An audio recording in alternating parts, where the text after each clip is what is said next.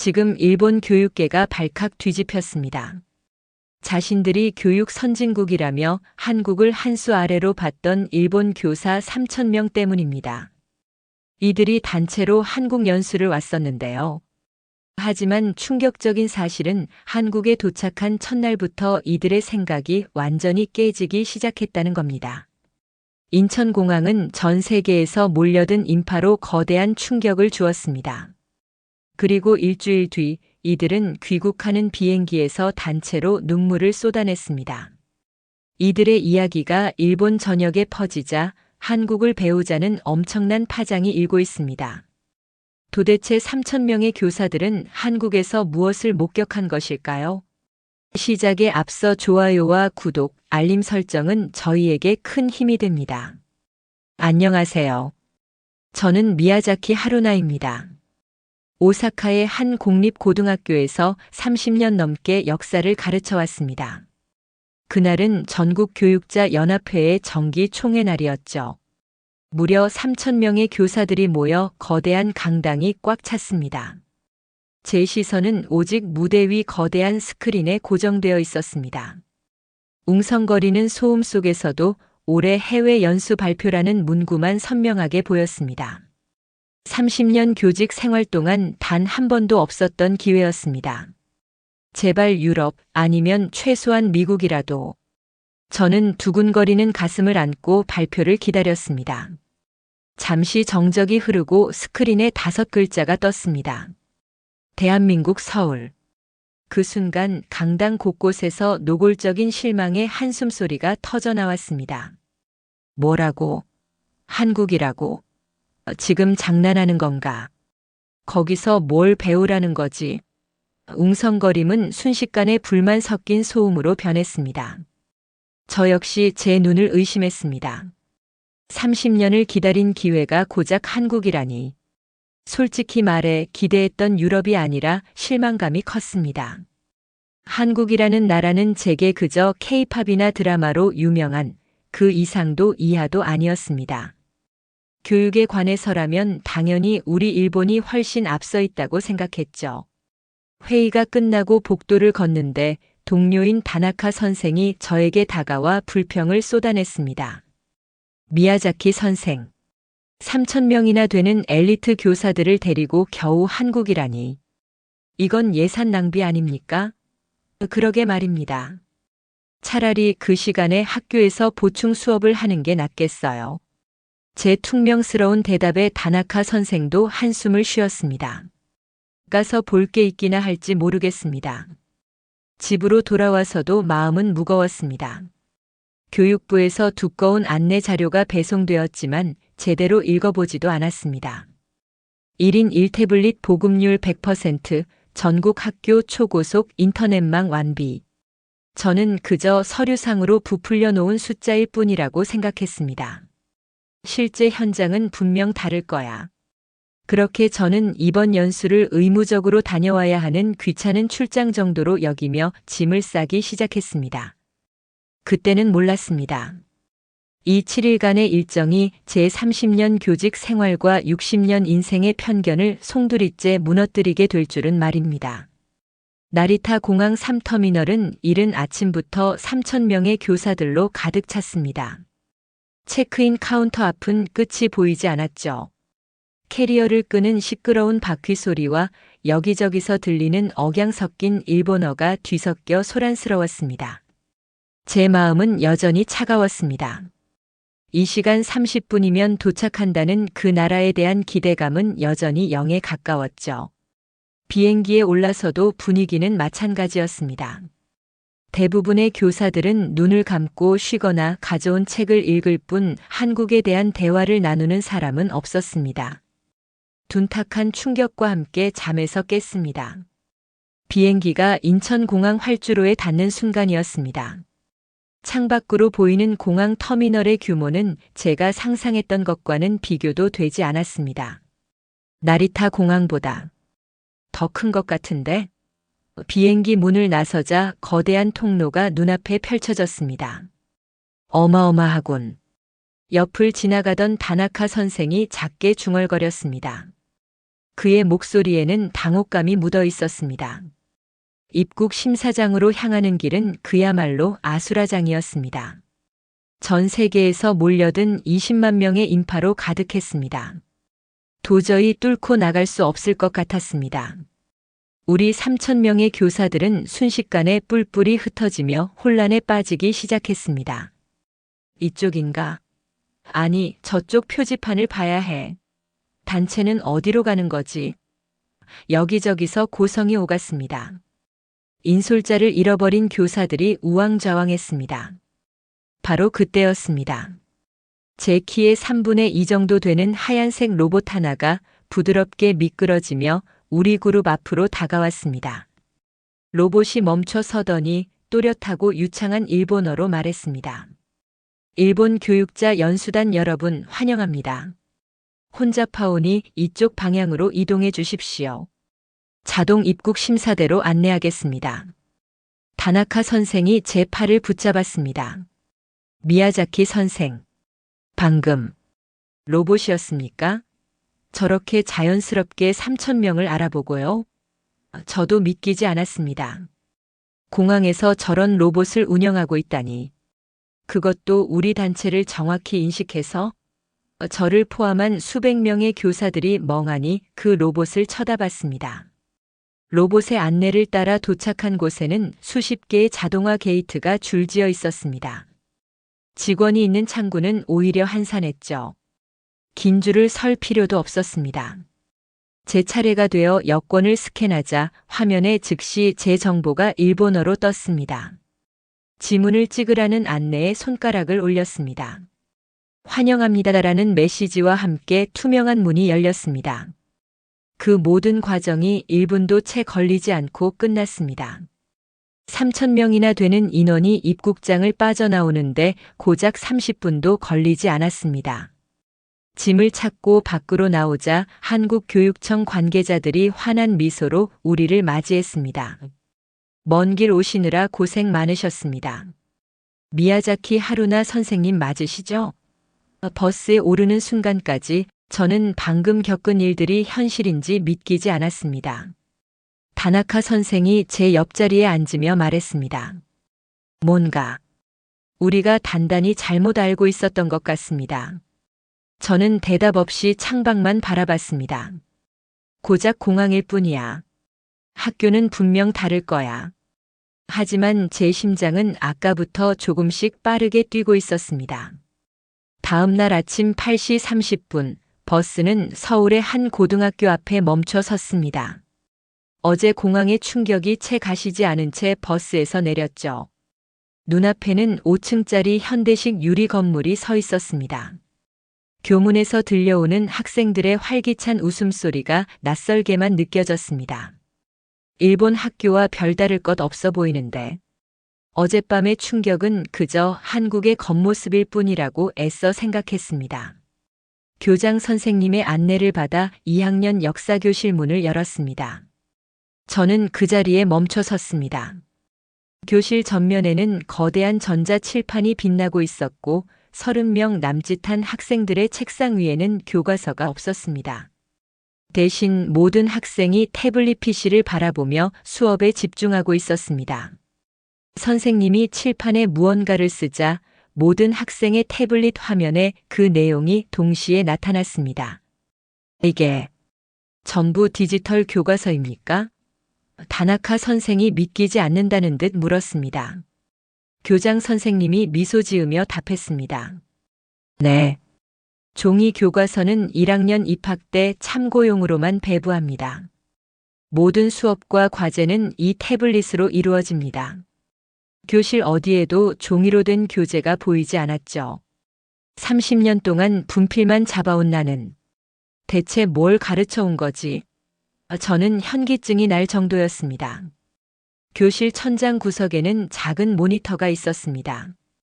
현재 교실 미세먼지 15, 이산화탄소 450ppm, 실시간으로 공기질 수치가 표시되고 있었습니다. 공기질이 기준치를 넘으면 자동으로 환기 시스템이 작동합니다. 아이들의 건강이 최우선이니까요. 기술을 교육에 이렇게 자연스럽게 녹여내다니. 상상도 못한 방식이었습니다. 투어의 마지막은 급식실이었습니다. 단순한 식당이 아니었습니다. 주방은 거대한 유리로 되어 있어 조리 과정이 전부 보였습니다.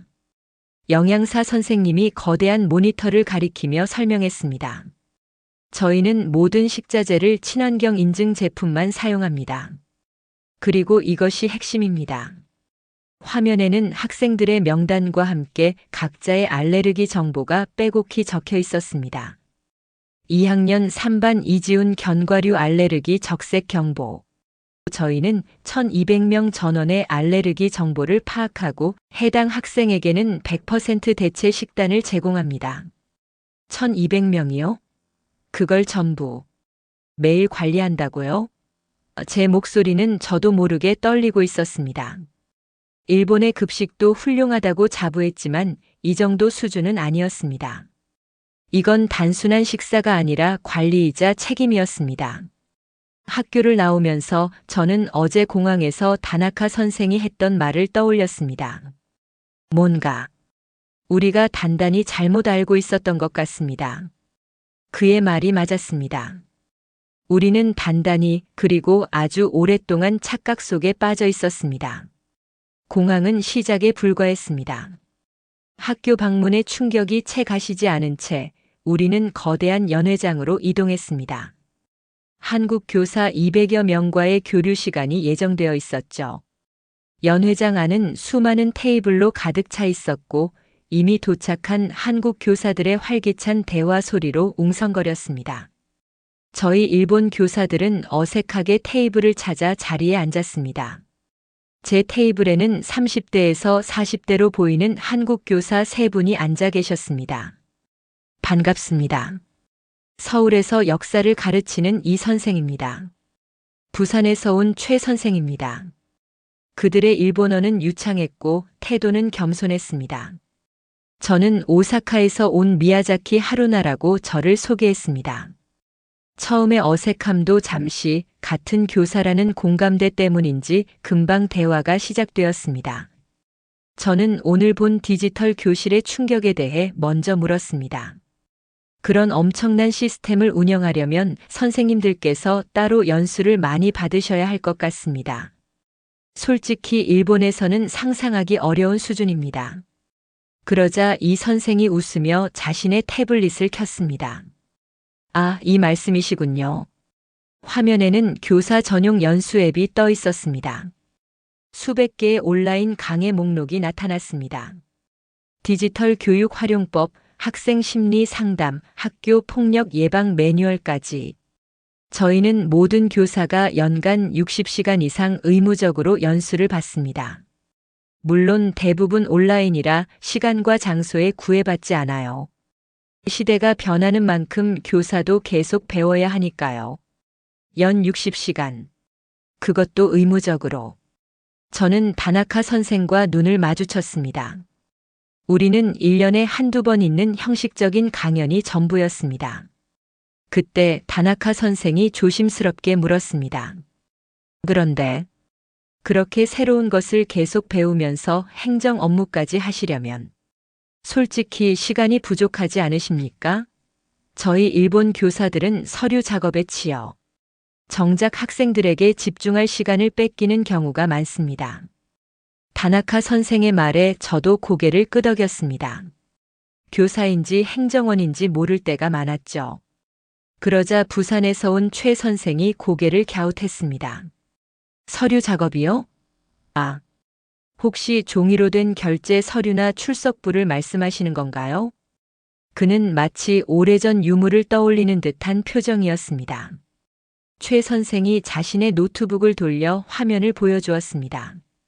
저희는 모든 행정 업무가 이 시스템으로 자동화되어 있습니다. 화면에는 학생들의 출결 상황, 성적 데이터, 상담 기록이 빼곡히 정리되어 있었습니다. 출결은 학생들이 교실 입구에서 태그하면 자동 체크됩니다. 성적도 시스템에 입력하면 바로 학부모 앱으로 전송되고요. 상담 일정도 앱으로 조율합니다. 종이 서류는 거의 쓰지 않아요. 저는 입을 다물 수가 없었습니다. 그럼 하루에 행정 업무에 쓰는 시간이 어느 정도 됩니까? 최 선생은 잠시 생각하더니 말했습니다. 아침에 출결 확인하고 공지사항 보내는 것까지 합쳐서 30분 정도일까요? 네. 30분이요? 네. 서류 작업에 매달리던 시간이 이제는 30분이면 충분하다고 합니다. 그만큼의 시간을 학생들과 상담하고 수업을 준비하는데 더 쓸 수 있게 되었죠. 30분. 일본에서는 하루 3시간을 써도 모자란 그 일이 고작 30분이라니. 이 선생이 덧붙였습니다. 학부모님들과의 소통도 이 앱으로 투명하게 이루어집니다. 아이의 학교 생활이나 성적을 실시간으로 공유하니 학교에 대한 신뢰도도 아주 높아졌어요. 저는 머리를 한 대 세게 맞은 듯한 기분이었습니다. 우리가 선진국이라는 자만에 빠져 낡은 방식을 고수하는 동안 한국은 교사들이 오직 교육에만 집중할 수 있도록 무서운 속도로 시스템을 발전시키고 있었습니다. 이들의 전문성과 열정은 결코 개인의 노력만으로 이루어진 것이 아니었습니다. 그것을 뒷받침하는 강력한 시스템이 존재했던 겁니다. 저는 제 옆에 앉은 이 선생에게 진심을 담아 말했습니다. 정말 존경스럽습니다. 저희가 배울 점이 너무나 많습니다. 한국 교사들은 그저 겸손하게 웃을 뿐이었습니다. 연회장을 나오며 저는 30년 교직 생활 내내 한 번도 느껴보지 못했던 깊은 자기 반성에 빠졌습니다. 저녁 식사를 마치고 호텔로 돌아온 시간은 밤 10시가 넘어가고 있었습니다. 방에 들어와 샤워를 하고 침대에 누웠지만 오늘 낮에 본 것들로 머릿속이 복잡해 잠이 오지 않았습니다. 창밖을 보니 서울의 거리는 여전히 환했습니다. 이 시간에 밖은 어떨까? 문득 산책을 하고 싶다는 생각이 들었습니다. 하지만 곧바로 망설여졌습니다. 밤 11시가 다 된 시간에 낯선 외국에서 여자 혼자 밖을 돌아다닌다니. 위험할 거야. 오사카에서도 밤늦게는 혼자 다니지 않는데. 고민하던 저는 결국 프런트에 전화를 걸었습니다. 저 호텔 근처를 잠깐 산책하고 싶은데 이 시간이 괜찮을까요? 안전한지 궁금해서요. 수화기 너머로 직원의 밝은 목소리가 들려왔습니다. 그럼요, 고객님. 아주 안전합니다. 24시간 편의점도 바로 근처에 있습니다. 편하게 다녀오십시오. 그 아주 안전하다는 말이 선뜻 믿기지 않았습니다. 반신반의하며 가벼운 겉옷을 걸치고 로비로 내려갔습니다. 밤 11시였습니다. 로비를 지나는 저에게 직원이 다시 한번 미소 지으며 인사했습니다. 즐거운 산책 되세요. 그 여유로운 태도에 조금은 안심하며 호텔 문을 나섰습니다. 거리는 가로등 불빛으로 환했고 보도는 믿을 수 없을 만큼 깨끗했습니다. 그런데 생각보다 사람들이 많았습니다. 밤늦은 시간인데도 거리는 활기찼습니다. 조금 걷다가 저는 제 눈을 의심하는 광경을 목격했습니다. 한 30대 여성이 조깅복 차림에 이어폰을 끼고 혼자 공원 갓길을 달리고 있었습니다. 여유롭고 편안한 모습이었습니다. 지금 밤 11시에 혼자서 조깅을 한다고? 저는 그 자리에 우뚝 멈춰 섰습니다. 일본에서는 감히 상상조차 할 수 없는 광경이었습니다. 충격은 거기서 끝나지 않았습니다. 조금 더 걸어가니 젊은 부부가 유모차를 밀며 천천히 걸어오고 있었습니다. 유모차 안의 아기는 평화롭게 잠들어 있었습니다. 부부는 다정하게 웃으며 대화를 나누고 있었죠. 오늘 날씨가 딱 좋네요. 나오길 잘했죠? 그러게. 늦게라도 나오니 시원하고 좋다. 그들의 평화로운 대화가 제 귀에 선명히 들렸습니다. 아기를 데리고 이 시간에 산책을 하다니. 제 머릿속이 하얘지는 기분이었습니다. 이런 일이 가능하다는 것 자체가 이 나라가 얼마나 안전한지 증명하는 것이었습니다. 제가 가졌던 밤거리는 위험하다는 편견이 산산조각 났습니다. 저는 호텔로 돌아가는 길 내내 방금 본 두 장면을 머릿속에서 떨쳐낼 수가 없었습니다. 이 나라는 대체 어떤 곳일까? 기술과 시스템뿐만이 아니었습니다. 이 절대적인 안전이야말로 가장 거대한 세 번째 충격이었습니다. 일주일이 꿈결처럼 지나갔습니다. 마지막 날 아침 호텔 방에서 짐을 싸며 창밖을 내다봤습니다. 아침 햇살에 반짝이는 서울의 풍경이 더 이상 낯설지 않았습니다. 오히려 정겹게 느껴졌죠. 호텔 로비로 내려가니 3,000명의 동료 교사들이 모두 모여 있었습니다. 일주일 전 그토록 실망과 불평을 늘어놓던 사람들은 온데간데 없었습니다. 모두가 말없이 아쉬움이 가득한 표정으로 서 있었습니다. 버스를 타고 인천공항으로 가는 내내 차 안은 무거운 침묵이 흘렀습니다. 일주일 전 한국을 향해 오던 비행기 안에 그 차가운 침묵과는 전혀 다른 깊은 생각과 감동으로 가득 찬 침묵이었습니다. 공항에 도착해 출국 수속을 밟았습니다. 일주일 전 우리를 충격에 빠뜨렸던 그 빠르고 완벽한 시스템이 이제는 존경심으로 다가왔습니다. 탑승 게이트로 향하는 복도를 걸으며 지난 7일이 주마등처럼 스쳐 지나갔습니다. 종이 교과서가 사라진 교실, 학생 한 명 한 명의 알레르기까지 챙기던 급식실, 행정 업무를 30분 만에 끝내던 한국 교사들의 여유, 그리고 밤 11시에도 여성이 혼자 조깅하던 그 평화로운 밤거리까지. 미야자키 선생. 옆을 걷던 다나카 선생이 불쑥 말을 걸었습니다. 네, 우리는 우물 안개구리였습니다. 그것도 아주 교만한 개구리였어요. 그의 목소리는 깊게 잠겨 있었습니다. 저는 아무 말도 할 수 없었습니다. 그저 고개를 끄덕일 뿐이었죠.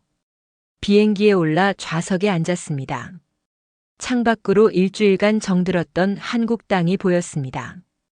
비행기가 서서히 활주로를 움직이기 시작했습니다. 부끄럽다. 그 한마디가 제 가슴을 세게 쳤습니다. 30년이나 교단에 서서 학생들에게 편견 없는 시각을 가르친다던 제 자신이 너무나 부끄러웠습니다. 저는 한국을, 이 나라를 제대로 알려고 하지도 않았습니다. 그저 낡고 오래된 편견에 갇혀 무시하고 얕잡아 봤습니다. 그런 제 오만한 생각을 한국은 7일 만에 압도적인 현실로, 그리고 따뜻한 배려로 산산조각 내주었습니다. 어느새 뺨 위로 뜨거운 눈물이 흐르고 있었습니다. 당황해서 손으로 닦아내려 했지만 눈물은 멈추지 않았습니다. 그때였습니다. 제 옆자리의 다나카 선생도 고개를 숙인 채 손수건으로 눈가를 훔치고 있었습니다. 주변을 둘러보았습니다. 저뿐만이 아니었습니다. 교토에서 온 나카무라 선생님도, 홋카이도에서 온 와타나베 선생님도, 3,000명의 교사들이 앉아있는 비행기 곳곳에서 소리 없는 흐느낌이 이어지고 있었습니다. 우리는 모두 같은 마음이었습니다. 깊은 반성과 부끄러움, 그리고 말로 다 할 수 없는 감동. 일주일 전 한국을 무시했던 우리가 지금은 한국이 가르쳐준 깨달음의 감동의 눈물을 흘리고 있었습니다. 일본으로 돌아온 지 일주일이 지났습니다. 오사카의 제 학교로 다시 출근했지만 모든 것이 낯설게 느껴졌습니다. 아침마다 종이 출석부에 일일이 호명하며 체크하는 방식, 교장 선생님의 결재를 받기 위해 줄지어 늘어선 종이 서류들.